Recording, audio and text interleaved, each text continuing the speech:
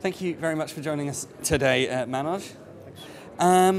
So we were just in a panel session about the HFT bubble, and I suppose the big question was, is the latency arms race coming to an end? I suppose the way I just put the two is it coming to a stalemate? Well, first of all, I don't know that I like the characterization of HFT as a bubble.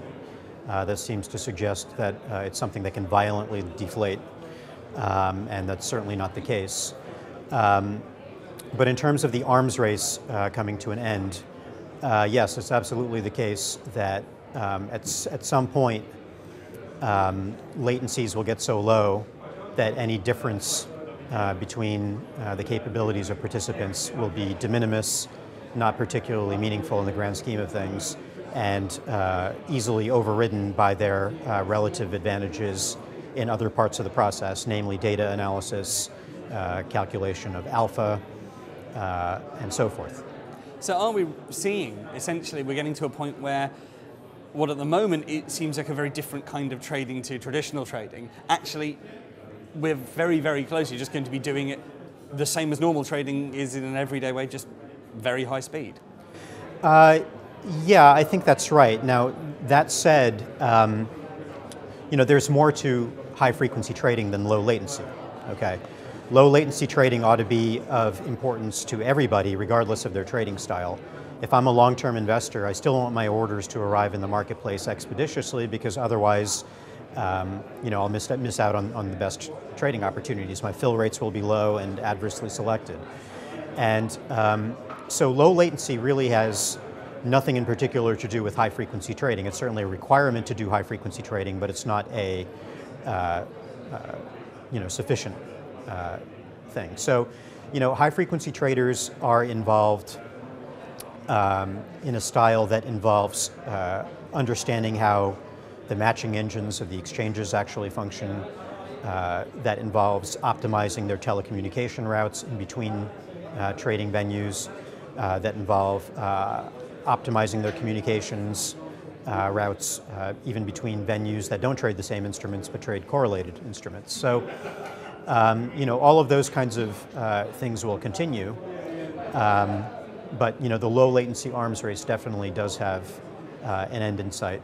And I think that it's fair to conjecture that when that happens, the world will look very much like it always has, in the sense that people will be competing on their ability to produce alpha. Which doesn't sound like too bad a thing. Do you reckon you could put a timeline on how long you reckon the race has left? I would say that we're close to the end. I would say that marginal improvements in latency are exorbitantly expensive to come by these days. They require pushing the envelope farther and farther, and they have less and less of an effect because now these improvements that you can get will be measured in microseconds over your closest competitor.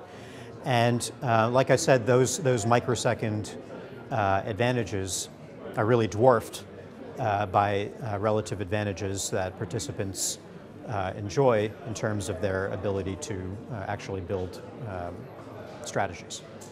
And I know we were talking about algos in the panel session before, and you were saying that actually, whilst people think that algos drive human interactions, can manipulate humans, it's very often the other way around. Yeah, just because algos, are fixed recipes, right? That's what an algorithm is. It's a fixed procedure for doing something, some algos are not particularly well designed, in the sense that they're very, very primitive, and so therefore their behavior is very easy to predict. Now, is it wrong for market participants to predict the behavior of an algorithm? No, not at all, because in a nutshell, all of alpha, whether it's in the realm of long-term investing or whether it's in the realm of high-frequency trading, involves anticipating the behavior of other market participants. When you buy a stock, you're doing it because you think it's going to go up, regardless of what time frame you're playing for. And the only reason the stock would go up is because other people will come in after you, ostensibly, and buy it. And so it really is all about predicting the aggregate behavior of other market participants. So that's all well and good. The difficulty arises when you're trying to manipulate an algorithm, when you're trying to game an algorithm. That's manipulative activity. It's prohibited by securities law in most countries. And as things stand, today, it's far easier for a human to engage in manipulative activity against a poorly designed algo than vice versa.